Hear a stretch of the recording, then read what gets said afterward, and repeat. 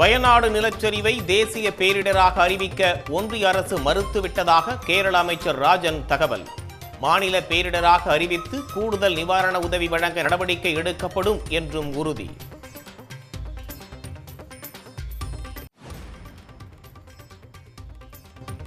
நெடுந்தீவு அருகே மீன்பிடித்துக் கொண்டிருந்த 4 புதுக்கோட்டை மீனவர்கள் கைது.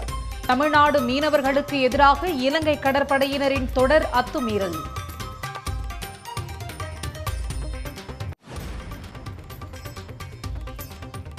தஞ்சை மாவட்டம் ஆடுதுறைக்கு வந்தடைந்த காவிரியை வரவேற்ற மக்கள்.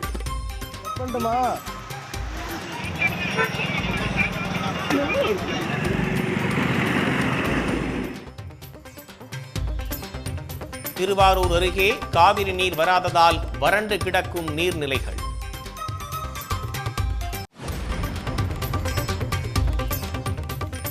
காவிரி உபரி நீரால் கரையோர மக்களுக்கு ஏற்பட்டுள்ள பாதிப்புகள் குறித்து முதலமைச்சர் மு க ஸ்டாலின் ஆய்வு.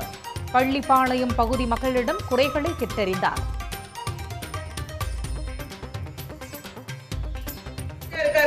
வணக்கம் சார், என் பேர் தனலட்சுமி சார். நாமக்கல் மாவட்ட பள்ளிப்பாளையத்தில் இருக்கிறேங்க சார். எங்களுக்கு எல்லா வசதியும் நகராட்சிக்காரங்க செஞ்சு தராங்க சார். கலெக்டர் அம்மாவும் 4 தடவை 5 தடவை வந்து பாத்துட்டு போறாங்க சார். கவுன்சிலர் சாரும் தலைவர் சாரும் எல்லாரும் வந்து பாத்துட்டு போறாங்க சார். எங்களுக்கு எந்த பிரச்சனையும் இல்லை, எங்களுக்கு நிம்மதியா பத்திரமா இருக்கிறாங்க சார்.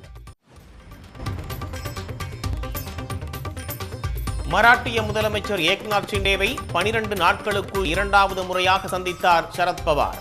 சட்டப்பேரவை தேர்தல் நெருங்கும் நிலையில் புதிய கூட்டணிக்கு வியூகமா என பரபரப்பு.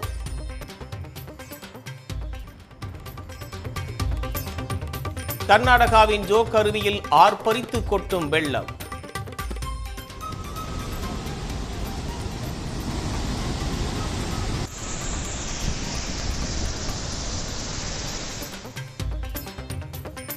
அருவியின் கண்கொள்ளா காட்சியை பார்த்து ரசிக்கும் சுற்றுலா பயணிகள்.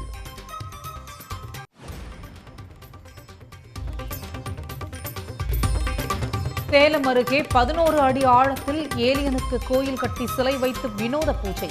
விரைவில் கும்பாபிஷேகம் நடத்தப் போவதாக அறிவிப்பு.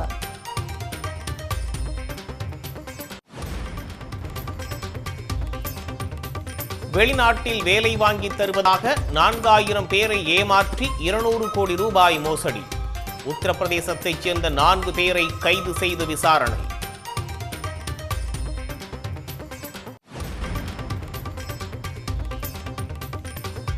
பூஜா பாணியில் போலி சான்றிதழ் கொடுத்த 6 IAS அதிகாரிகள்.